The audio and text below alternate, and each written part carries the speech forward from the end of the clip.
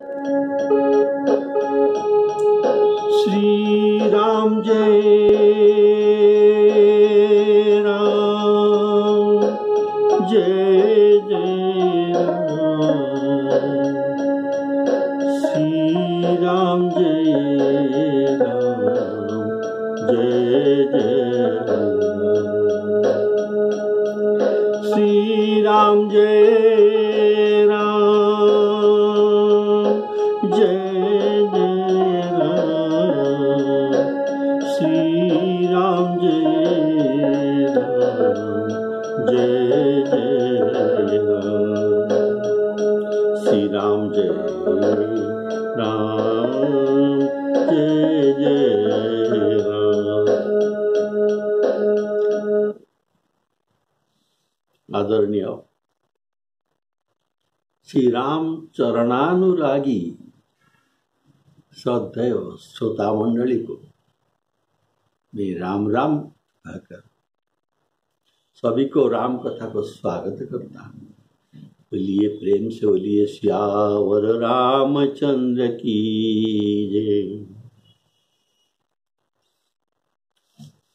आपने सुना था जो पिछले एपिसोड में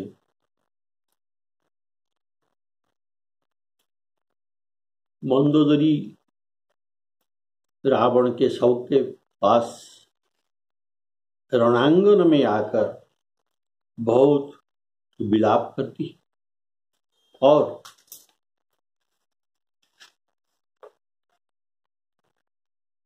अंत में कहते हैं कि श्री राम जी का जैसा करुणा सिंधु करुणा करने वाला और कोई नहीं हो सकता। कारण बिना कारण ये दया करते हैं। मेरे स्वामी रावण जन्मते ही परद्रोह और पापरत होकर अत्यंत पापी था। इनको भी इनका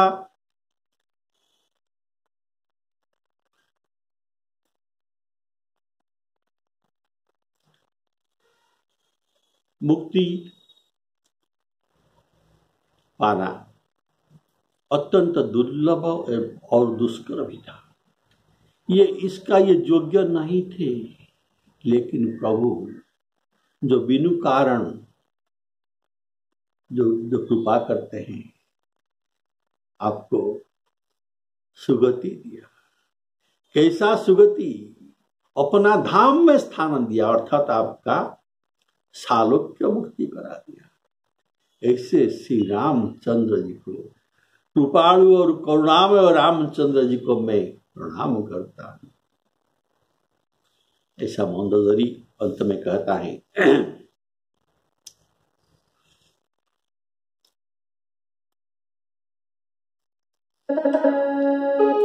अहो नाथ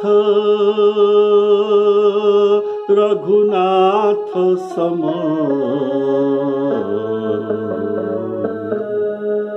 अहो नाथ रघुनाथ सम, कृपा सिंधु नहीं आन,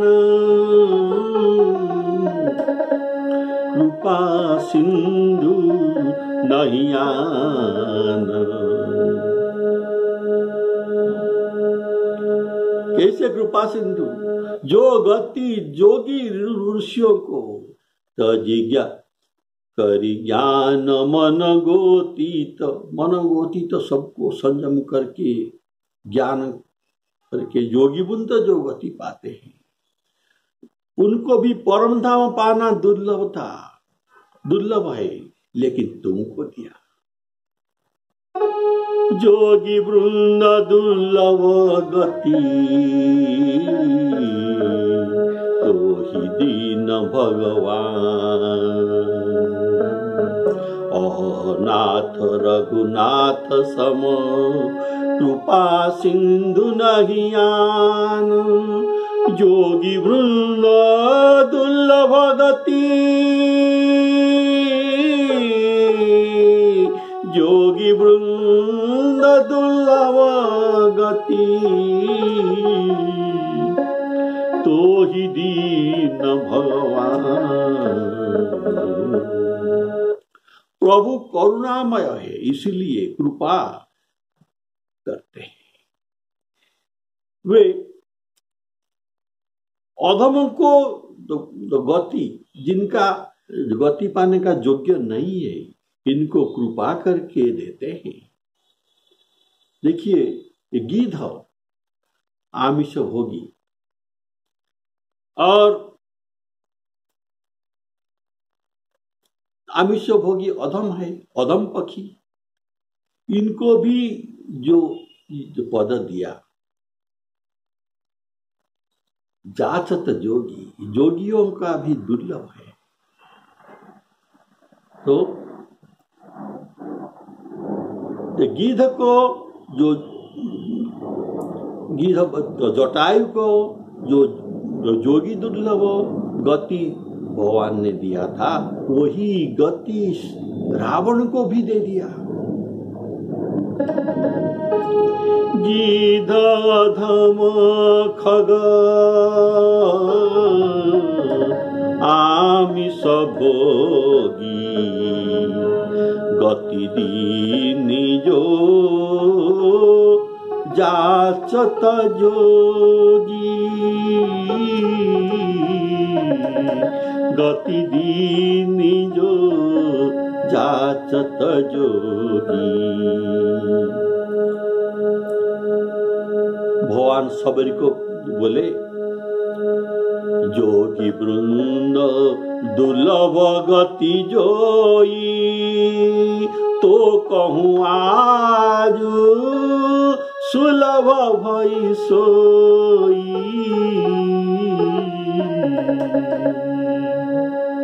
तुमको बड़े सस्ता में मिल रहा है, सुलभ दुर्लभ गति को तुमको सुलभ करके मैं देता।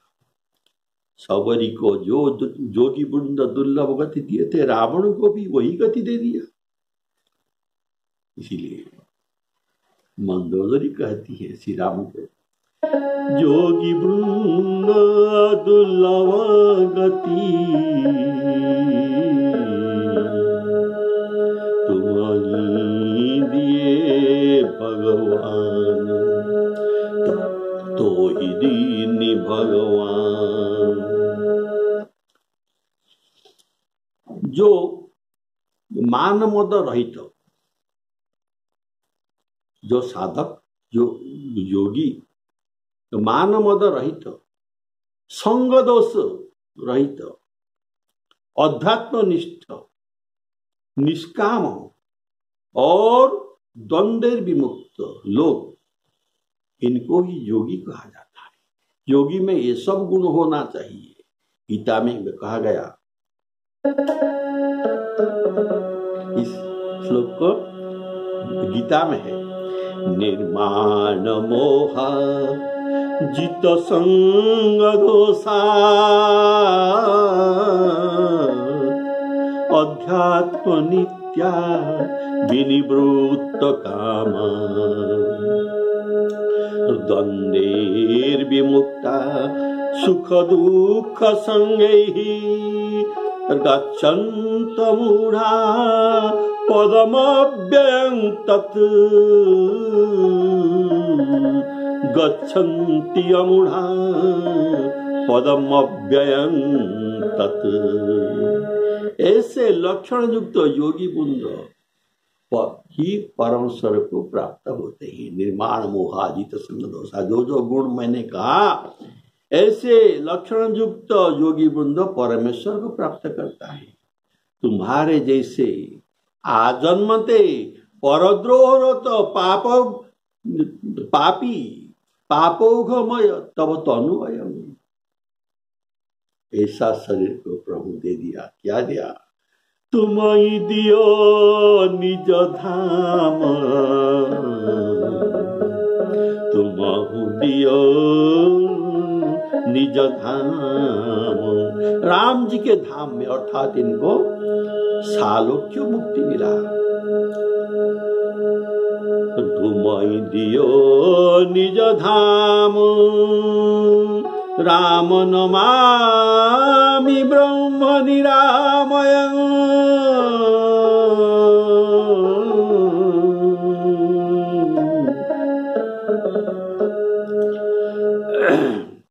तो मंदोदरी के वचन कानों में सुनकर देवता मुनि सिद्ध सभी ने सुख माना। जैसे इनका रोना कब होगा ये प्रतीक्षा कर रहे थे।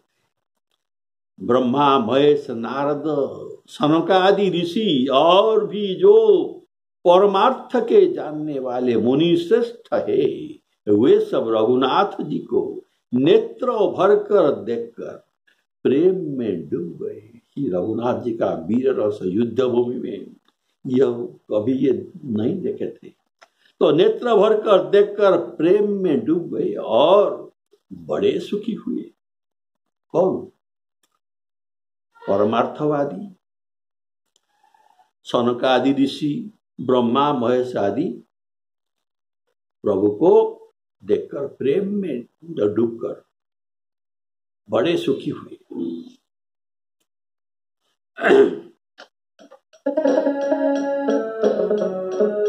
मंदोदरी मंदोदरी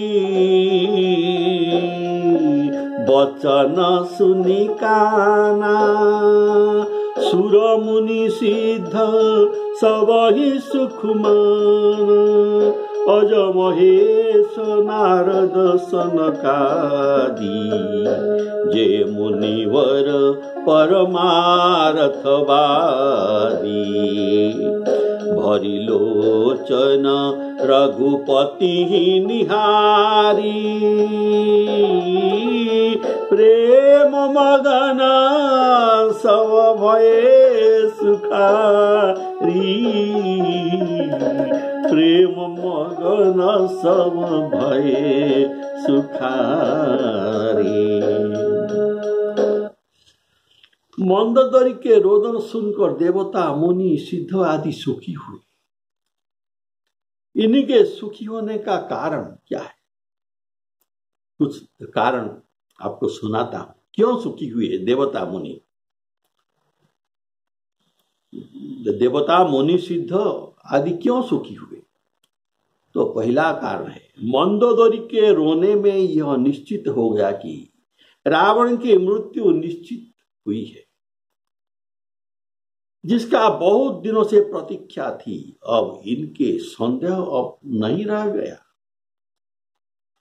दूसरा कारण, रावण देवता मुनि और सिद्धों को सताया करता था, जिससे उनके स्त्रियां रोती थी। आज उसके स्त्री का रोना सुनकर, रावण के स्त्री का रोना सुनकर सभी सुखी हुए। तीसरा कारण है, मंदोदरी ने राम विमुख होने का जो फल बताया, जो फल वर्णना की, इसे सबने सुना। ये क्या बताया? राम विमुख हाल तुम्हारा, राम विमुख हाल तुम्हारा। रहान को कुल रोब निहारा।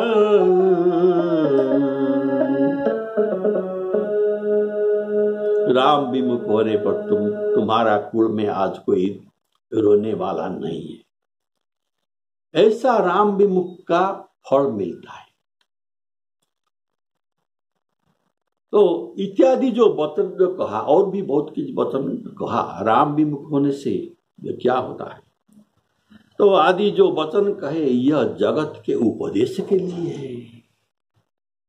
ये सभी के लिए उपदेश है। ये जगत के लिए उपदेश है, यह समझकर सब खुशी हुई। चौथा कारण है कि मयसुता मंदोदरी ने श्री रामचंद्र जी को सच्चिदानंद विग्रह कहा। यह सुनकर उन्हें बड़ा खुशी हुए। और वे सब तो कहते हैं वह धन्य है कि दुष्ट की संगति से भी ये अपना धर्म बजाय करके रखा है, अपने धर्म निभाया है। जैसे सर्प के साथ मणि रहता है, सर्प को दुष्ट कहा जाता है, लेकिन मणि सर्प के अवगुण को नहीं ग्रहण करता, वरम ये परोपकार करता है। सर्प जिसको से डसता है, मणि उसका विष को हरण करता है, और मणि बहुत मूल्यवान है। ये दरिद्रता भी दूर करते हैं।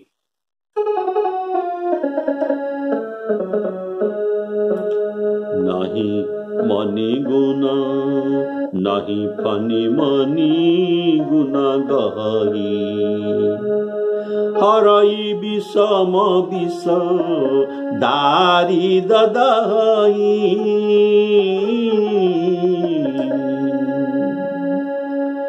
तो ऐसा जैसे मणि सर्प के पास भी रहकर इनका स्वभाव बजाय रखता है, ऐसे मंदोदरी भी रावण के पत्नी होने पर भी, उनके साथ दुष्ट संग होने पर भी ये अपना स्वभाव को बजाय रखा, इसीलिए ये धन्यवाद का पात्र थी। पांचवा कारण है कि इसीलिए देवताओं को खुशी हुई। रावण का परम गति पर श्री रामचंद्र जी को पतित पावन, इनके पतित पावनता सुनकर सब सुखी हुए।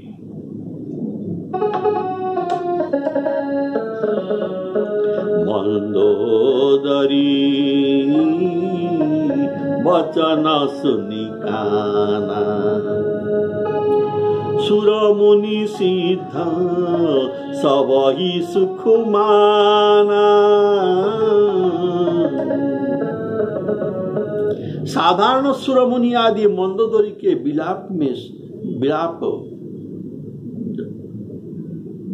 में कान लगाए थे और उसमें सुख पा रहे थे।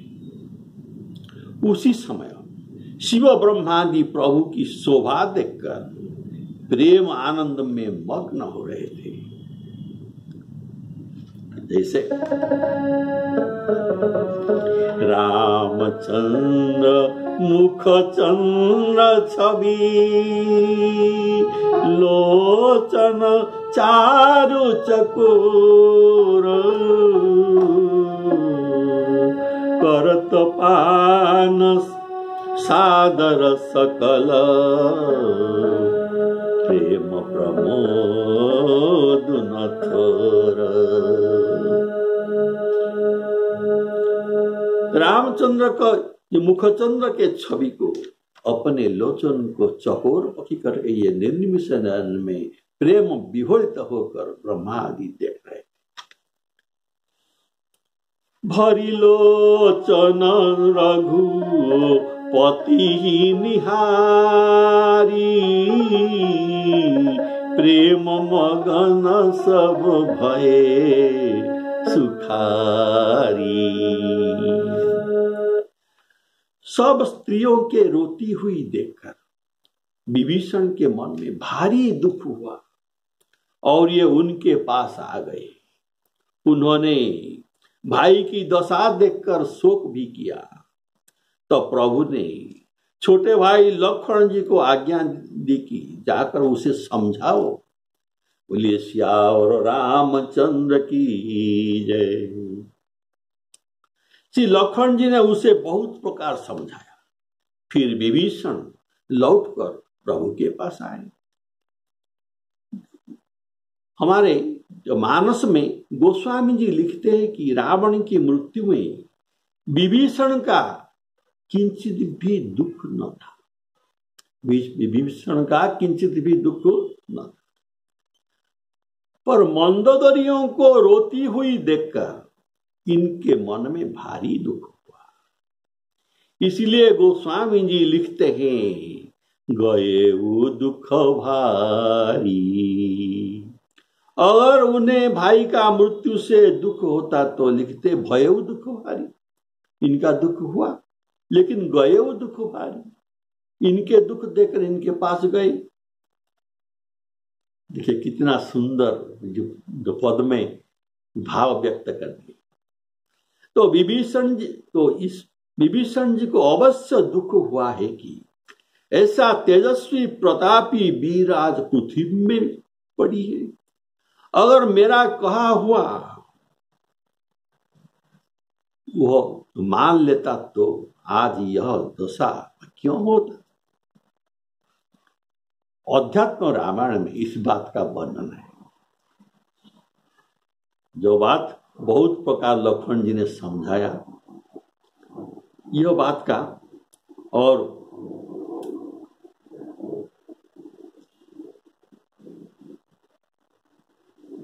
तो सुनिए, अध्यात्म रामायण में वर्णित है कि जो महान शोकयुक्त विभीषण दुखी होकर सोच करने लगे और रावण के आगे गिरकर अत्यंत रोने लगे। ये अध्यात्म रामायण की बात है, मानस में नहीं है। तब श्री रामचंद्र जी ने अध्यात्म रामायण में लक्ष्मण जी से उसे समझाने को कहा, जो यहां भी दिए हुए। मंदोदरी मुखा सर्वा स्त्रियो हो रावण पालिता। मंदोदरी आदि मुख्य और सब भी स्त्रियां रावण पालिता, रावण के जो पालित पत्नी थे। ये पतिता रावण से अग्रे शोचन्य पज्यदेवन, ये सब रावण के अग्रे पड़े। पति तो रावण से अग्रे बहुधा पज्य देवती, पज्य देवती अर्थात ये विलाप करते थे। रामस्तु लक्ष्मणं प्राय, राम जी लक्ष्मण जी को प्राय अर्थात बोले, क्या बोले, बोधयस्व विभीषणं, विभीषण को बोध कराओ, इनको समझाओ। यह राम जी लक्ष्मण को बोले। ये बात अध्यात्म रामायण में लिखा गया है।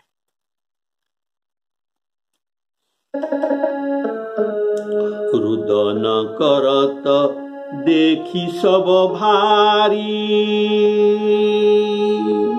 रानियों रोदन करते देखकर, भारी रोदन करते देखकर, रुदन करत देखी सब भारी, गए विभीषण बन दुख भारी।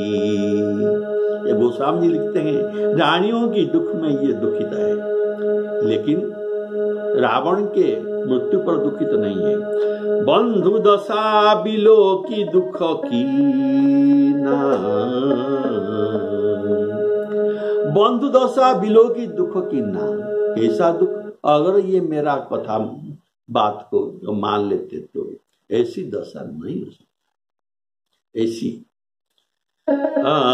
बंधु दशा बिलो की दुख की ना, तव प्रभु अनुजही आय सुदीना, लक्ष्मण ते ही बहु विधि समझाए हो, लक्ष्मण ते ही बहु विधि समझाए हो, बहुरी विभीषण प्रभु पही आए। देखिए लक्ष्मण जी ने विभीषण को क्या क्या समझाया। वाल्मीकि रामायण में 4 श्लोक में यह सब वर्णित है, विशद व्याख्या है, लेकिन गोस्वामी जी शॉर्टकट में लिख दिए बहु विधि समझाय। लक्ष्मण जी ने समझाया था कि जिसका तुम सोच करते हो, तो इस बात को भी जो वाल्मीकि रामायण में लिखा गया है कुछ आप भी सुन लीजिए। लक्ष्मण जी ने समझाया था कि जिसका तुम सोच करते हो इसके तुम कौन हो, इनके तुम कौन हो, वह तुम्हारा भी तो कौन है? तुम इसके पूर्व जन्म में क्या थे और आगे का क्या होगे? अर्थात ये तुम्हारा कभी कोई संबंध न था, इससे तुम्हारा कोई कभी संबंध नहीं था और न है। जैसे जड़ का वेग से नदी के अंदर जो रेणु है, ये रेणु आगे पीछे होकर जो चलती है, और उन रेणुओं का संयोग वियोग भी होता है। एक रेणु से दूसरा रेणु का संयोग वियोग होता है। जैसे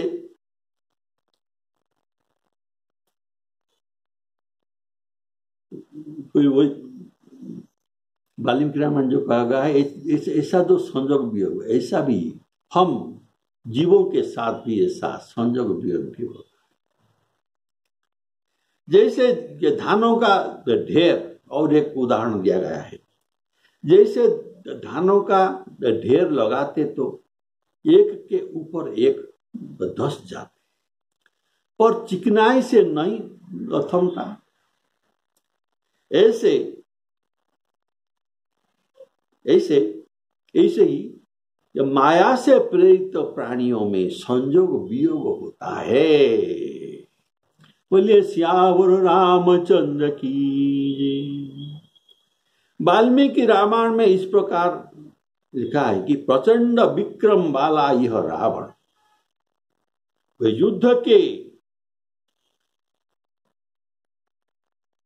युद्ध में नष्ट नहीं हुआ है, वरं निश्चेष्ट है। ऐसा वाल्मीकि रामायण में लिखा गया है। और ये पहले आपने जो सुना, ये अध्यात्म रामायण है। वाल्मीकि रामायण लिखा गया है, ये मरा नहीं है, ये वरं निश्चेष्ट है।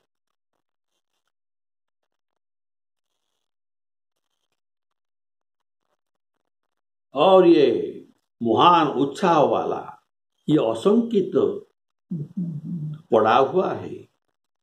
क्षत्रियों के धर्मों को पालन करते हुए जो क्षात्र धर्म संपन्न लोग मरते हैं, ये सोचने योग्य नहीं, ये शोचनीय नहीं है।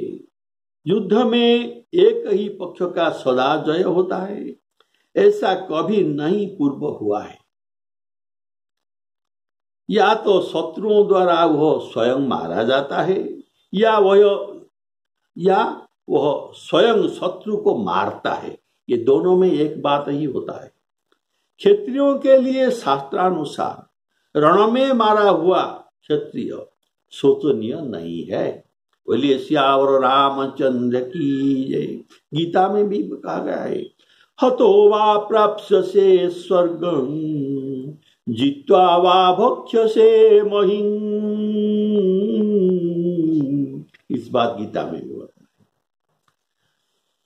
तो इसलिए इस सिद्धांत को देखकर और शोक रहित तो तत्व को समझकर आगे जो कर्तव्य है, हे विभीषण, उसे करो। लक्ष्मण ते ही बहुविधि समझायो, बहुरी विभीषण प्रभु पही आयो। प्रभु ने विभीषण को कृपा दृष्टि से देखा और कहा कि सब शोक छोड़कर अपना बड़ा भाई रावण का अंत्येष्टि क्रिया करो, अर्थात दाह कर्म आदि सब संस्कार करो, प्रभु के आज्ञा मानकर। देश और काल को मन में विचार करके उन्होंने रावण के क्रियाकर्म किया। विभीषण जी ने क्रियाकर्म किया और मंदोदरी आदि स्त्रियां उसे तिलांजलि देकर श्री रघुनाथ जी के गुणगण का मन में वर्णन करते हुए अपने भवन को गए।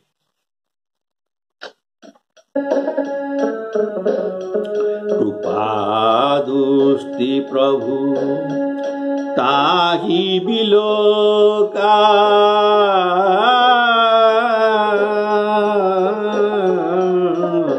करहु क्रिया परिहरि सब शोका किन्नी क्रिया प्रभु आय सुमानी विधिवत देश काल जिय जानी मंदोदरी आदि सब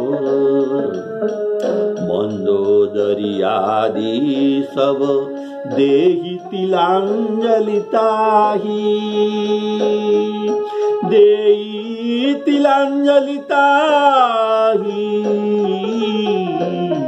भवन गई रघुपति गुण गण बरनत मन माही।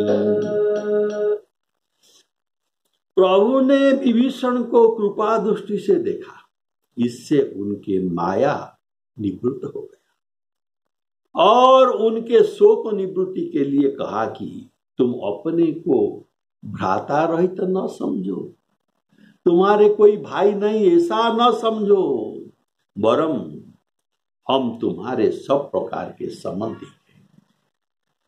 बोलिए सियावर रामचंद्र की। हमारे पास जो 4 भाइयां हैं, हम जो 4 भाइयां, ये आपके सब सगे संबंधी हो।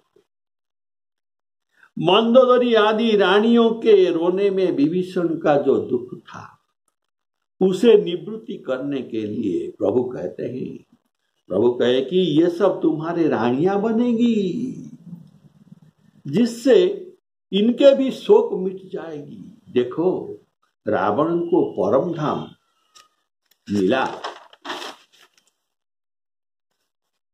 रावण को परम धाम प्राप्त हुआ, तब उसके लिए कैसा शोक करना? शोक नहीं करना चाहिए। परिवार लोग तुम्हारे राजा हो जाने पर सब सुखी हो जाएंगे, ऐसा समझाकर प्रभु विभीषण को शोक रहित कर दिया। इनका शोक निवृत्ति हो गया।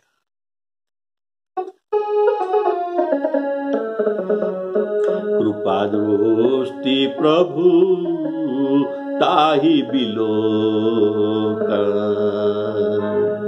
करहु प्रिया परिहरि सब शोका। विभीषण रावण का दाह संस्कार किया, न चाहते थे भी प्रभु के आज्ञा मानकर रावण का दाह संस्कार किया। यह बात वाल्मीकि रामायण में वर्णित है। सुनिए, वाल्मीकि रामायण में विभीषण ने कहा कि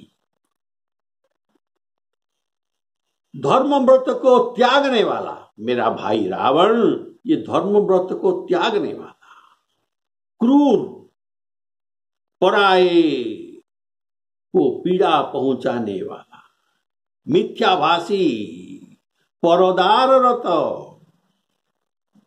इनके संस्कार करने के लिए हम योग्य नहीं है, अर्थात मैं इनका संस्कार नहीं करूंगा। यह सुनकर श्री राम जी ने वाल्मीकि रामायण में 4 श्लोकों में समझाया। समझाने पर प्रभु की आज्ञा मानकर उन्होंने दाह संस्कार किया। श्री राम जी ने बाली और रावण जैसे दुर्वृत्त के भी दाह संस्कार कराई। यह भारतीय राजनीति का और भारतीय संस्कृति का परम उदारता है, पर अन्य धर्मीय संस्कृति, अन्य धर्म के संस्कृति के इतिहास में ऐसी उदारता दुर्लभ है। ऐसी उदारता दुर्लभ है, कहीं कहीं हो सकता। श्री राम जी ने यह वचन चरितार्थ किया कि मरणांतानि वैराणी, मरण के बाद शत्रुता नष्ट हो जाता है, जो मरणंतानि भोजान। तो वाल्मीकि रामायण में वर्णित है कि उत्तम, यह बात वाल्मीकि रामायण का मैं कहता हूं कि इसमें वर्णित है उत्तम कपालों किया रेशम वस्त्र लपेटकर इनके सब को उत्तम पालकी पर आगे आगे नगाड़े बजाते हुए और स्तुति करने वाला चले। पताका और फूलों से आभूषित और चित्रित पालकियों को विभीषण और राक्षसों ने कंधा दिया, उठाया। देश काल के अनुसार अर्थात काल त्रेतायुग, देश लंका के रणभूमि, लंका के रणभूमि में बनने पर जैसा रीति है सब कुछ पालित किया गया। रावण युद्ध भूमि में लड़ते हुए मरा है, अतः वह तो मुक्त हो ही गया है, उसके लिए दशगात्र विधान का कोई आवश्यकता नहीं थी। तथापि लोक रीति के अनुसार सब विधान किया गया। किन्नी क्रिया प्रभु आय सुमानी, विधिवत देश काल जिय जानी।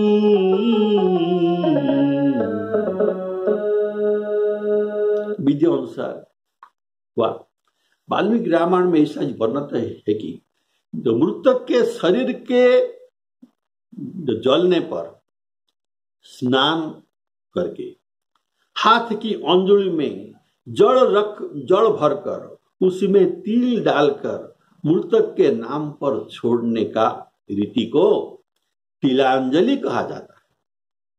बोले श्यावर रामचंद्र की। विभीषण ने विधिवत अग्नि संस्कार करके फिर स्नान करके गीले कपड़े पहनकर तिल कुश और जड़ से तिलांजलि दिया, रावण को तिलांजलि दिया। तत्पश्चात रानियों को समझाकर शांत करके उनके द्वारा भी तिलांजलि दिलाया। तब रानियों को भवन जाने की आज्ञा विभीषण ने दी। तिलांजलि देकर प्रभु के शरणागत पालकत्व, दुष्ट निग्रह और धर्म रक्षण आदि गुणों को मन में वर्णन करते हुए लंका को चलते हैं, अपनी आवास को, महल को चलते हैं रानियां। मंदोदरी आदि सब, मंदोदरी आदि सब देई तिलांजलि ताही, देई तिलांजलि ताही। भवन गई रघुपति गुण गण बरनत मन माही। भवन गई रघुपति गुण गण बरनत मन माही। तो आज का विश्राम यहाँ पर है। अगले एपिसोड में विभीषण को राज्याभिषेक किया जाएगा। तो आप सबको उपस्थित होने के लिए निमंत्रण है। और रामचंद्र की जय। श्री सीतारामार्पणामस्तु।